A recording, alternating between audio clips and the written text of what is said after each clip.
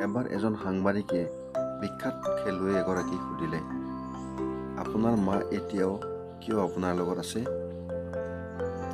আনক লাখ লাখ ডলাৰ সহায় কৰে আপুনি, কিন্তু নিজৰ মাৰ কাৰণে ঘৰ এটা বনাই দিব পৰা নাই। তেতিয়া খেলুৱৈগৰাকীয়ে কৈছিল, মোৰ মায়ে মোক বহুত কষ্টৰে ডাঙৰ দীঘল কৰিছে আৰু মোৰ কাৰণে নিজৰ জীৱন দিবলৈও সাজু আছিল। নিজে ভোকত থাকি মোক খুৱাইছিল, অনাহাৰে ৰাতি শুইছিল।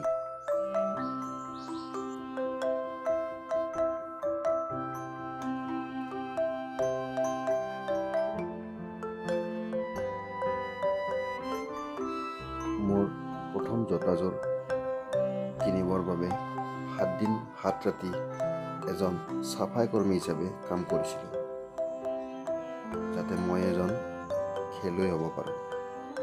মোৰ সকলো সফলতা মাৰ নামত উচৰ্গা কৰিলোঁ আৰু মালৈ অশেষ ধন্যবাদ মোক মানুহ হিচাপে গঢ় দিয়াৰ বাবে। টকাই সকলো নকৰে, মই তেওঁক দিব পাৰোঁ আৰু তেওঁৰ ওচৰতো সকলো আছে, কিন্তু মাৰ মৰম, সেৱা, যত্নতকৈ ডাঙৰ একো হ'ব নোৱাৰে। তেওঁ মোৰ পৃথিৱীৰ আটাইতকৈ ডাঙৰ আশ্ৰয় আৰু ভগৱানৰ পৰা পোৱা মোৰ আটাইতকৈ ডাঙৰ উপহাৰ।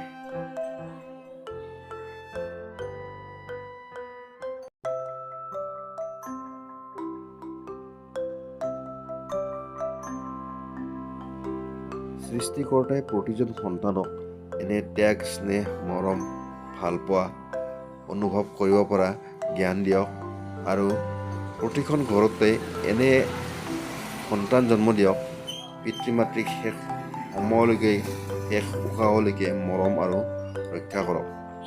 ধন্যবাদ। সংগ্ৰহ অসমীয়া গল্পৰ কাহিনী।